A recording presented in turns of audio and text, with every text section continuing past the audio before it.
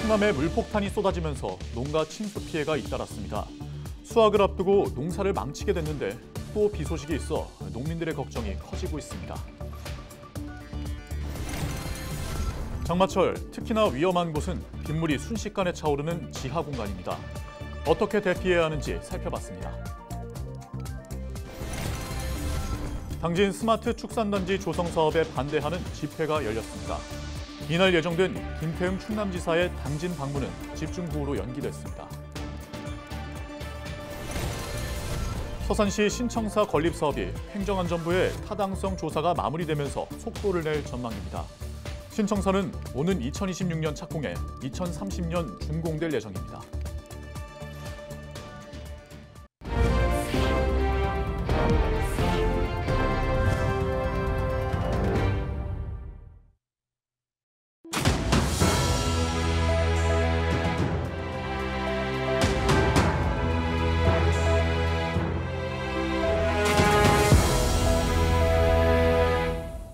시청자 여러분 안녕하십니까? 헬로티비 충남 뉴스입니다.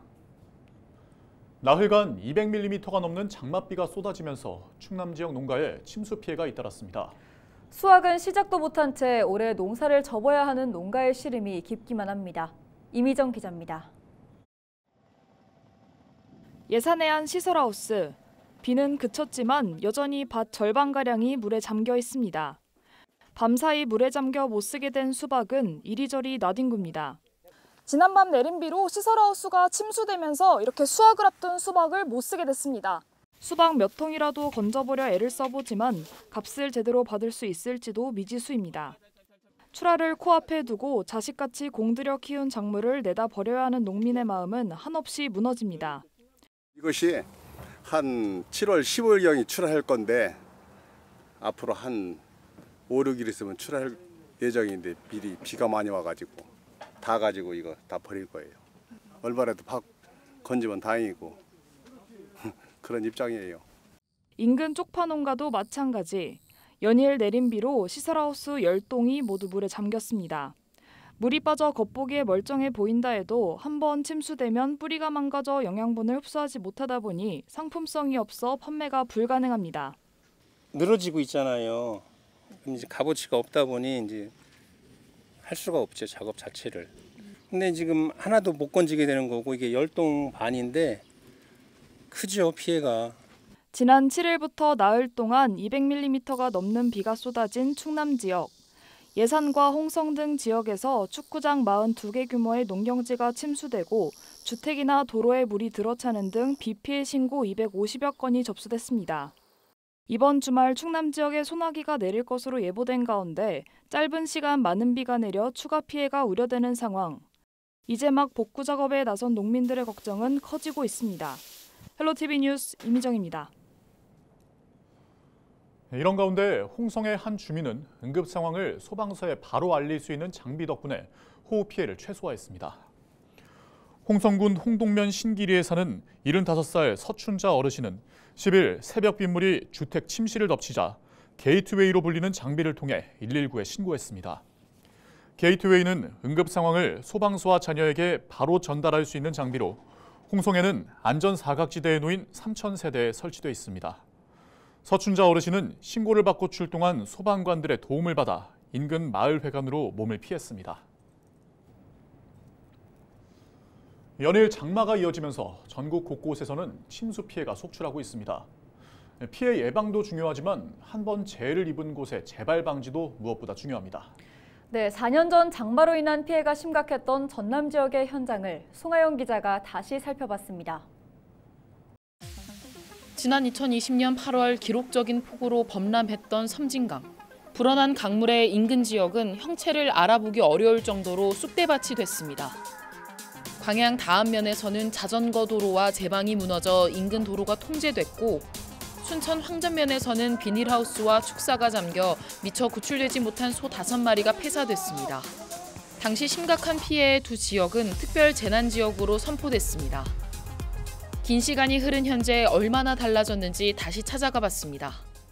4년 전 많은 비로 무너져 내렸던 도로는 복구가 완료된 상태입니다. 해당 지역에는 침수 피해가 발생한 지 1년 뒤부터 붕괴 구간 복구 작업과 제방 재건설 등이 진행됐습니다. 4년 전 그날을 어제처럼 떠올리는 주민들은 되찾은 일상생활에 안도하는 한편 또다시 피해가 발생하지 않도록 추가 정비가 필요하다고 말합니다. 이제 달라지려면 여기 지금 뭐 제방에 쌓이든지 이렇게 아직 그런 대책은 좀 미흡하지만은 원래 있던 것보다는 조금 좋아진 건 사실입니다. 사실. 순천에서 축사 피해를 입었던 주민도 마찬가지입니다. 당시 재해복구 사업이 실시되면서 축사를 다시 세워 정상 운영이 가능해졌지만 여전히 장마철만 되면 긴장감을 놓을 수 없다고 전합니다. 주변 도로 개설로 인해 배수시설이 줄어들고 섬진강 수위가 유동적인 만큼 농경지 인근에 펌프장을 설치해 대비해야 한다는 겁니다. 그러니까 넘쳐서 오는 것은 어렵지만 넘치도 않는 물이 못 나가서 문제가 생기니까 범람이 돼서 펌프를 해서 피해가 안 가도록. 복구는 완료됐지만 여름철 장마 소식이 전해질 때면 여전히 마음을 놓을 수 없는 피해 주민들. 해마다 여름철 기습적인 폭우가 잇따르는 가운데 기존 피해 현장에 대한 재점검도 필요해 보입니다. 헬로티비 뉴스 송하영입니다. 갑자기 많은 비가 내리면 지대가 낮은 지하 공간은 빗물이 순식간에 차오르기 때문에 더욱 위험합니다. 과거 반지하방과 지하 주차장에서는 안타까운 참변도 있었는데요. 네, 지하 공간에서 갑자기 빗물이 차오를 때 어떻게 대피하면 되는지 이세진 기자가 정리했습니다. 지난 2022년 여름 수도권에 쏟아진 폭우로 수많은 반지하방이 빗물에 잠겼습니다. 아니 차다 보니까 물이 찼어요. 그래갖고 이제 막 퍼내고 그랬어요. 빗물은 순식간에 어른 무릎 높이까지 차올랐습니다. 이게 다 되지. 여기까지 물이 여기까지 차고. 지금 물이 빠져서 그렇지. 예, 물. 완전히 잠겨서 여기도 저기 어린애들이 있었는데 어린애들 있잖아요. 예, 어린애들 다 2층에 다 대피 다 시고. 큰일 날 뻔했다. 참변도 있었습니다. 서울에서는 반지하 주택에 살던 일가족 3명이 침수된 방에서 빠져나오지 못하고 숨졌습니다. 반지하 주택은 건물 구조상 대피가 어렵습니다. 물의 압력 때문에 현관문이 열리지 않으면 창문으로 대피해야 하지만 방범창에 막혀 쉽지 않습니다. 때문에 무엇보다 빠르게 대피하는 게 중요합니다. 하수구가 역류하거나 빗물이 유입되면 가장 먼저 전기 전원을 차단하고 빗물이 종아리 위로 차오르기 전에 탈출해야 합니다. 슬리퍼나 하이힐, 장화를 신었다면 계단에서는 맨발로 탈출하는 게 더 안전합니다. 물이 빠져나가기 어려워 침수되기 쉽고 또한 출입구도 좁아요. 그래서 대피에도 용이하지 않습니다. 지하 공간에 물건을 높은 곳에 옮기시고 집중호우가 왔다 이러면은 지하 공간을 즉시 대피하시고. 지하 주차장도 마찬가지입니다. 지하 주차장 경사로를 따라 빗물이 들어오면 차량은 수압 때문에 지상으로 올라가는 게 어렵습니다. 지하 주차장 바닥에 빗물이 차오르기 시작하면 차량은 두고 대피해야 합니다. 빗물이 유입되면 5분에서 10분 안에 지하 주차장 천장까지 수위가 올라갈 수 있습니다. 대피도 중요하지만 차량을 확인하려고 주차장에 들어가서도 안 되는 이유입니다. 같은 해 경북 포항에서는 아파트 지하 주차장이 물에 잠겨 차를 빼러 갔던 주민 7명이 안타까운 목숨을 잃었습니다. 헬로티비 뉴스 이세진입니다.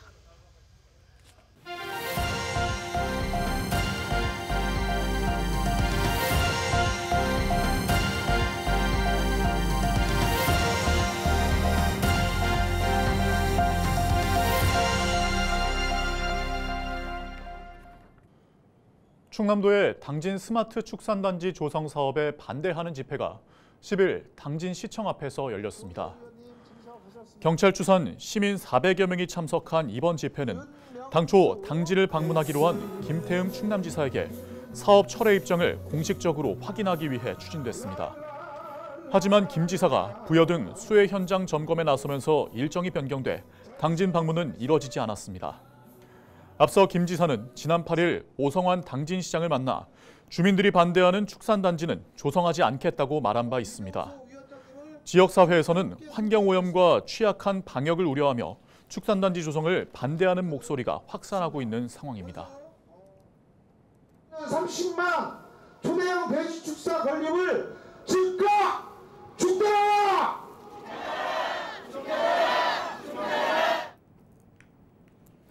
서산시 신청사 건립 사업이 행정안전부의 타당성 조사가 마무리되면서 속도를 낼 전망입니다. 시는 지난해 6월 현 시청사 배후지인 문화회관 일원을 신청사 입지로 선정한 뒤 기본계획을 수립해 12월 행정안전부에 타당성 조사를 의뢰했습니다. 신청사는 연면적 3만 7천여 제곱미터의 지하 1층, 지상 10층 규모로 건립됩니다. 총 사업비는 1,600억여 원으로 추산됐습니다. 시는 타당성 조사 결과를 토대로 남은 행정 절차를 밟은 뒤 오는 2026년에 착공해 2030년에 준공할 계획입니다. 정의당 충남도당이 서산시에 호수공원 주차장과 광장 조성 사업 중단을 촉구했습니다. 정의당 충남도당은 10일 보도자료를 내고 공영주차장 조성 사업 비용 대비 편익 비율이 경제적 타당성 기준인 1에 훨씬 못 미치는데도 488억 원짜리 사업을 강행해 혈세를 낭비하고 있다고 지적했습니다. 그러면서 합리적인 대안을 제시하는 주민 의견을 수용하고 시민들과 충분한 수기 과정을 거쳐 사업을 추진해야 한다고 주장했습니다. 10일 당진 기지시와 한진을 잇는 지방도 확포장 공사가 첫 삽을 떴습니다. 이날 열린 착공식에는 전영식 정무부지사와 오성환 당진시장을 비롯한 관련 기관단체 관계자 250여 명이 참석했습니다. 이번 공사는 기지시 가학교차로부터 한진교차로까지 이어지는 9.36km 구간을 기존 2차로에서 4차로로 확장하는 것으로 총 2,200억 원이 투입됩니다. 목표 완공 시점은 2030년입니다. 공사가 마무리되면 물류 비용이 절감돼 송악산업단지 활성화가 기대됩니다. 당진에서 체험학습을 간 유치원생 10명과 교사 2명이 식중독 증세를 보여 보건당국이 역학조사에 나섰습니다. 이들은 지난 9일 오후 사설 수영시설에서 체험활동 중 외부에서 사온 도시락을 먹은 뒤 구토와 설사 등 식중독 증세를 보여 병원으로 옮겨졌습니다. 보건당국은 도시락 업체와 수영시설 등을 대상으로 식중독 원인을 파악하고 있습니다. 전월세 중개 과정에서 공인중개사의 역할을 강화하는 공인중개사법 시행령과 시행규칙 개정안이 10일부터 시행됩니다. 개정안에는 공인중개사의 확인 설명 의무를 구체화하고 이를 명확히 증빙하도록 했습니다. 또 불법 중개 행위를 방지하기 위해 중개보조원이 현장을 안내할 경우 신분 고지 여부를 표기하도록 했습니다. 충남도는 이번 개정으로 임차인 보증금 보호와 계약 안정성이 강화될 것으로 보고 있습니다. 서산시가 다자녀 가정 기준을 확대했습니다. 서산시는 다자녀 가정 기준을 기존 3자녀에서 2자녀로 확대하는 다자녀 가정 우대 및 지원 조례를 공포했습니다. 2자녀 중 18세 이하 자녀가 1명 이상 있는 경우 다자녀 가정으로 인정됩니다. 이와 함께 서산시는 오는 9월부터 행정복지센터에서 다자녀 가족카드를 발급할 계획입니다. 해당 카드를 소지하면 상수도 요금과 공용주차장 요금 등을 감면받을 수 있습니다. 홍성군이 유기농업특구 지정기간 연장을 추진합니다. 군은 관련 기관 단체와 전문가가 참석한 가운데 유기농업특구 계획 변경 수립을 위한 용역 중간보고회를 열었습니다. 이 자리에서는 올해 특구 지정 기간 만료를 앞두고 그동안의 성과와 개선점을 분석하고 기간 연장을 위한 방안을 논의했습니다. 홍성군은 지난 2014년 전국 최초로 유기농업 특구로 지정된 이후 다양한 특화 사업에 나서고 있습니다. 서산시가 9일 일산 킨텍스에서 열린 제29회 한국지방자치 경영대상 시상식에서 종합대상을 수상했습니다. 이번 수상은 지난 2015년 종합대상 이후 2번째로 시 단위 지방자치단체 중 10년 이내 종합대상을 수상한 건 서산시가 유일합니다. 한국지방자치 경영대상은 전국 223개 지방자치단체를 대상으로 행정과 문화, 복지와 경제 등 6개 평가 항목을 심사했습니다. 민선 8기 출범 후 국제 크루즈선 취향 등의 성과를 거둔 서산시는 앞으로 서산공항 건설과 초록광장 조성 등을 추진할 계획입니다. 우리 시가 추진하고 있는 새롭고 다양한 시책이 전국적으로도 뛰어나다는 평가를 받고 있다는 반증이라고 생각합니다. 앞으로 더욱더 도약하고 살만나는 서산시를 만들어가는 데 최선을 다하겠습니다.